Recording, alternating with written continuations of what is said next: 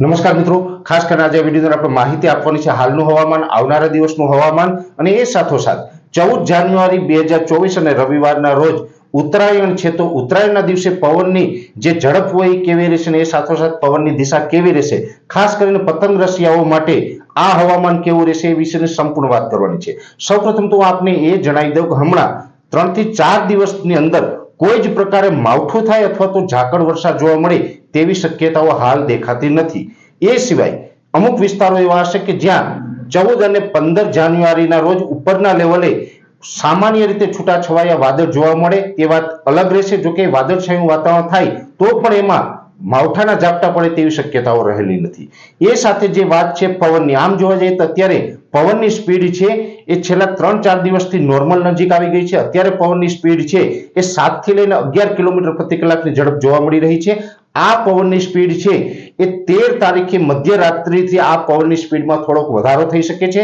ખાસ કરીને 14 જાન્યુઆરી 2024 ના રોજ પવનની સ્પીડ છે રાજ્યની અંદર અલગ અલગ વિસ્તારોમાં જોવા જઈએ તો 15 થી લઈ અને 25 કિલોમીટર પ્રતિ કલાકની ઝડપ જોવા મળે તેવી શક્યતાઓ છે। એમાં વિસ્તારવાર વાત કરવા જઈએ તો જે ઉત્તર ગુજરાતના ભાગો છે જેમાં સાબરકાંઠા, બનાસકાંઠા, પાટણ અને મહેસાણા જિલ્લા, આ 4 જિલ્લા એવા છે કે એની અંદર પવનની સ્પીડ છે એ 20 થી લઈને 24 કિલોમીટર પ્રતિ કલાકની ઝડપ જોવા મળે તેવી શક્યતાઓ છે। અને આ 4 જિલ્લા એવા હશે કે જ્યાં પવનની દિશા છે એ બપોર સુધી લગભગ આરબ દેશના પવનો ફૂંકાય, એટલે કે જે પશ્ચિમ ઉત્તરના પવનો છે તે જોવા મળે, પાકિસ્તાન તરફના પવનો જોવા મળે અને આ પવનો છે એ અસ્થિરતા ભર્યા રહેશે। બપોર સુધીનું જે સેશન હશે એટલે કે વહેલી સવારથી લઈને બપોરે 1 વાગ્યા સુધીના સેશનની અંદર પવનની અંદર ગસ્ટિંગ વધારે જોવા મળશે।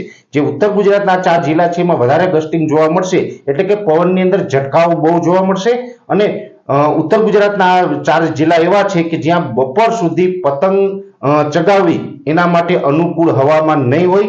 બપોર પછીનું સેશન એવું હશે કે સાબરકાંઠા, બનાસકાંઠા, પાટણ અને મહેસાણા 4 જિલ્લાની અંદર બપોર બાદ 4 વાગ્યાથી લઈને 7 વાગ્યા દરમિયાન પતંગ માટે થોડુંક અનુકૂળ હવામાન જોવા મળશે, પણ સંપૂર્ણપણે જે રેગ્યુલર હવામાન હોય એની જગ્યાએ થોડીક અસ્થિરતા ચોક્કસથી આ 4 જિલ્લાઓની અંદર જોવા મળે તેવી શક્યતાઓ છે। અને બપોર બાદ આ જે 4 જિલ્લાઓ છે એની અંદર પવનની દિશા છે એ વારંવાર બદલાતી રહે એવી પણ શક્યતાઓ રહેલી છે। એ સાથે જે મધ્ય ગુજરાતના અમુક ભાગો છે જેમાં ખાસ કરીને અમદાવાદ, ગાંધીનગર, આણંદ, નડિયાદ, ખેડા, બરોડા અને ખંભાત જેવા વિસ્તારો છે, આ તમામ વિસ્તારોની અંદર પવનની દિશા છે એ વારંવાર બદલાતી રહેશે। અમુક સમયે પવનની દિશા છે એ પશ્ચિમ દક્ષિણ, અમુક સમયે ઉત્તર પૂર્વ અને મોટા ભાગે દિવસ દરમિયાન આ વિસ્તારોની અંદર પવનની જે દિશા છે એ પૂર્વ દક્ષિણની પણ જોવા મળે તેવી શક્યતાઓ છે। પવનની સ્પીડ છે એ નોર્મલ કરતા વધારે રહેશે। આ વિસ્તારોની અંદર પવનની સ્પીડ છે એ લગભગ 12 થી લઈને 20 કિલોમીટર પ્રતિ કલાકની ઝડપ જોવા મળે અને વારંવાર ગસ્ટિંગ પણ જોવા મળશે, ઝટકાના પવનો જોવા મળશે। અને ખાસ કરી અને વહેલી સવારથી લઈ અને 3 વાગ્યા સુધી, બપોરે 3 વાગ્યા સુધીનો એવો સમય હશે કે એમાં પવનની અસ્થિરતા આ વિસ્તારોની અંદર મધ્ય ગુજરાતમાં વધારે જોવા મળશે। પતંગ માટે બપોરે 3 વાગ્યા સુધી અનુકૂળ સમય ન જોવા મળે, 3 વાગ્યા પછીનો સમય રહેશે એ પતંગ માટે મધ્ય ગુજરાતની અંદર અનુકૂળ રહેશે।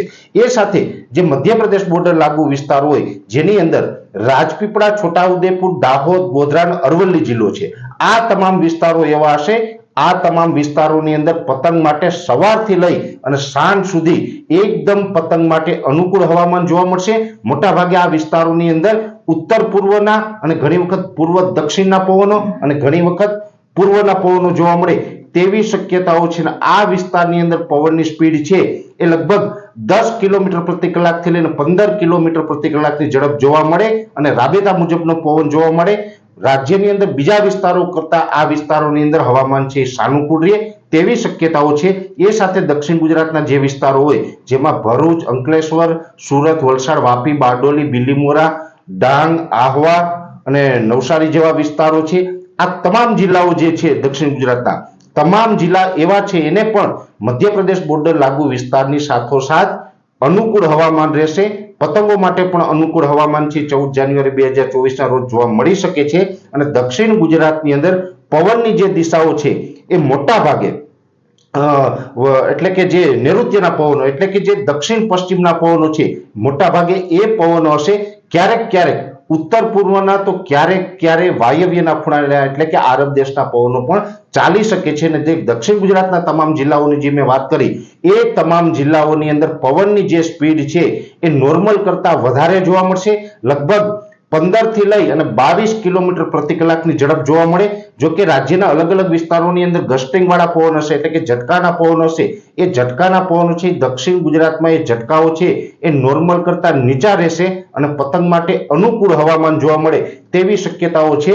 એટલે દક્ષિણ ગુજરાત માટે આ એક સારા સમાચાર ગણી શકાય. બીજું વાત છે સૌરાષ્ટ્ર અને કચ્છની. કચ્છના વિસ્તારોની વાત કરવા જઈએ તો વાગડ વિસ્તારને બાદ કરતા તમામ વિસ્તારોની અંદર પવનની સ્પીડ છે એ 20 થી લઈને 25 કિલોમીટર પ્રતિ કલાકની ઝડપ જોવા મળશે. મોટાભાગના વિસ્તારોની અંદર આરબ દેશ તરફથી એટલે કે વાયવ્યના ખૂણાના પવનો જોવા મળે, પશ્ચિમ ઉત્તરના પવનો જોવા મળે અને ખાસ કરીને અહીંયા પણ પવનોની દિશા છે અમુક સમયે બદલાશે, પણ પવનની સ્પીડ વધારે રહેશે અને ઝટકાઓ પણ વધારે રહેશે, ગસ્ટિંગનું પ્રમાણ વધારે રહેશે. એટલે કચ્છ માટે પણ પતંગ માટે બપોરે લગભગ 3 વાગ્યા સુધી અનુકૂળ હવામાન ન ગણી શકાય. બપોર બાદનું સેશન હશે એમાં પવનો છે એ સ્થિર થશે. એ સાથે વાગડ વિસ્તાર એવો હશે કે જ્યાં સામાન્ય એટલે કે જે મધ્ય ગુજરાતની જેમ જ પવનની દિશાઓ અને પવનની ગતિ જોવા મળે તેવી શક્યતાઓ છે. સૌરાષ્ટ્રની વાત કરવા જઈએ તો મોરબી, સુરેન્દ્રનગર હોય, બોટાદ, ભાવનગર, અમરેલી, ગીર સોમનાથ, જુનાગઢ અને રાજકોટ આ તમામ જિલ્લાઓ છે.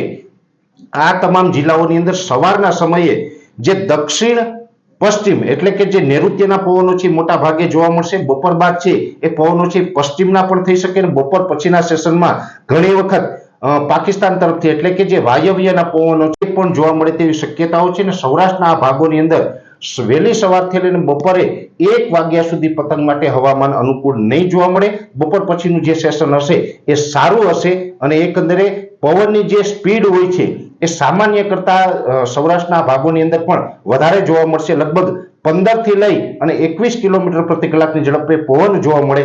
બપોર સુધી પવનમાં ગસ્ટિંગ વધારે જોવા મળશે એટલે કે ઝટકાઓ વધારે જોવા મળશે.